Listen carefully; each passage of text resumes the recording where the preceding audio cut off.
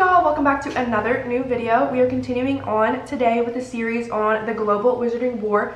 I posted the first part to this video earlier this week, so if you haven't seen that yet, definitely go check it out so you make sure you have all the background information for this video.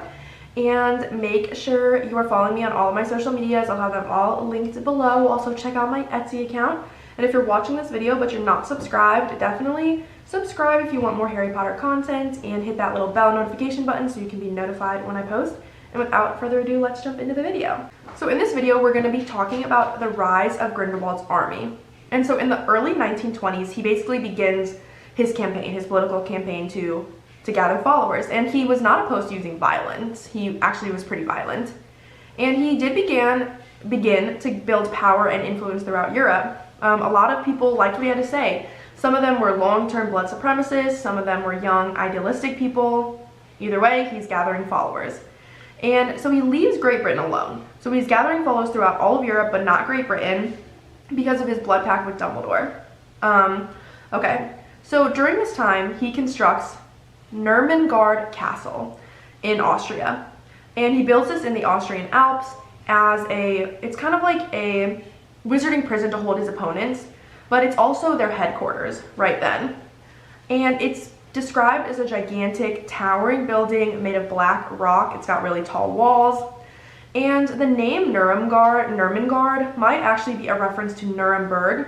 And Nuremberg is the German city that was the site of many Nazi rallies, as well as the place where the anti-Jewish Nuremberg laws were conceived.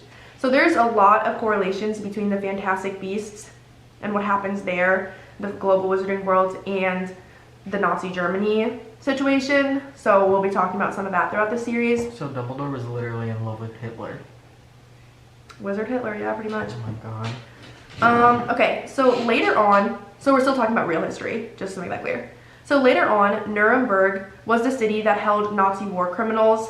That was where the Nuremberg trials took place. You might have heard of that. And where Nazis were tried for their war crimes and their crimes against humanity. And we can see the parallel here in that Nurmengard in Fantastic Beasts was built as a monument to Grindelwald's oppressive regime at first, but later symbolized his downfall. Spoiler alert, he ends up imprisoned in it himself in later years.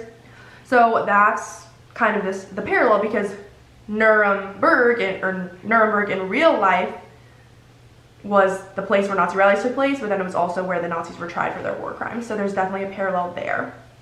And the suffix "gard" actually means enclosure or walled town. And it is similar to garter, which in French means to keep ward, to keep guard, or to preserve. So kind of the name itself. And other authors have used similar names for sort of like enclosed spaces in their works, such as J.R.R. Tolkien's. He had a place called Isengard in his stories. So that's, a pretty common way of saying that something's like, a prison or an enclosed space. So Grindelwald's motto was "for the greater good," and this is also likely a Nazi reference to the Nazi motto "work makes one free," which is inscribed over the entrance to several concentration camps.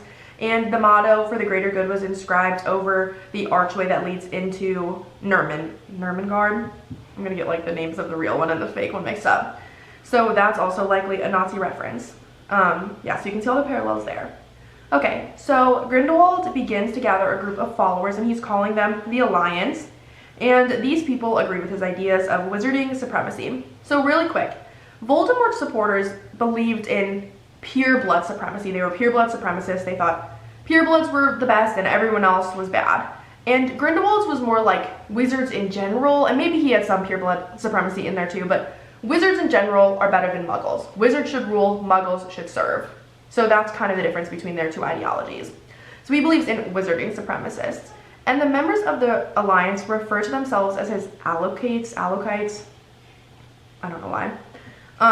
And their main goal was to expose the wizarding community and provoke a war with muggles, and they wanted to enslave them. So basically they did not think the wizards should have to hide. They wanted to overturn the International Statute of Wizarding Secrecy. They thought that wizards should be in control, muggles should know wizards exist, and that all of us muggles should be their slaves. Okay, so some of his followers, like I already mentioned, were strong believers in this ideology, and others were just idealistic young people who were sort of taken in by his charisma and manipulation. So Grindelwald is definitely like a fascist symbol. Once again, there you can see the parallels to Hitler's rise in, you know, Nazi Germany. So basically the first half of the 1900s was spent, you know, just continuously gaining more and more power. And he was also, remember, obsessed with the Deathly Hallows. So much so that he adopted the crest of the Peveril family, the original owners of the Hallows. Their symbol was the Deathly Hallows. He had adopted their crest as his own crest and was like wearing it. And his attacks continued, and they got more and more, you know, big, and they actually risked exposure.